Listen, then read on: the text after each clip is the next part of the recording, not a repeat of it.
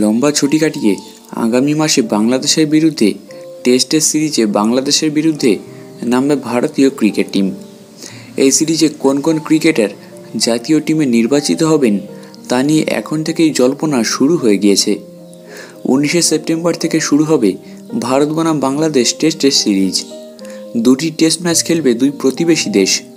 ICC বিশ্ব test চ্যাম্পিয়নশিপের ফাইনালে যোগ্যতা অর্জনের ক্ষেত্রে কিন্তু এই সিরিজটা খুবই ইম্পর্টেন্ট ভারতের কাছে।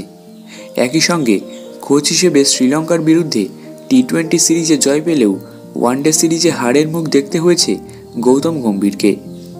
বাংলাদেশের বিরুদ্ধে কোচ হিসেবে প্রথম টেস্টের সিরিজ গম্ভীরের, যা কিন্তু তার কাছে অ্যাসিড টেস্ট হতে চলেছে।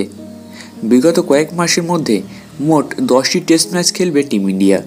ফলে প্লেয়ারদের ওয়ার্কলোডের বিষয়টিও কিন্তু মাথায় রাখতে হবে কোচ এবং টিম ম্যানেজমেন্টকে।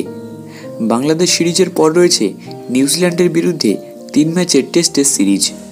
তারপর অস্ট্রেলিয়া সফরে 5টি টেস্ট খেলবে টিম ইন্ডিয়া। টানা 5 দিনের ফরম্যাটে খেলার ধকলের কথা মাথায় রেখে বাংলাদেশের বিরুদ্ধে ভারতের স্কোয়াডে কারা সুযোগ পাবেন তা নিয়ে শুরু হয়েছে বিশ্লেষণ। একাধিক চমক থাকবে কিনা তা নিয়েও শুরু হয়েছে জল্পনা। দলে 5 স্পিনার রেখে বড় চমকও দেওয়া হতে পারে টিমে।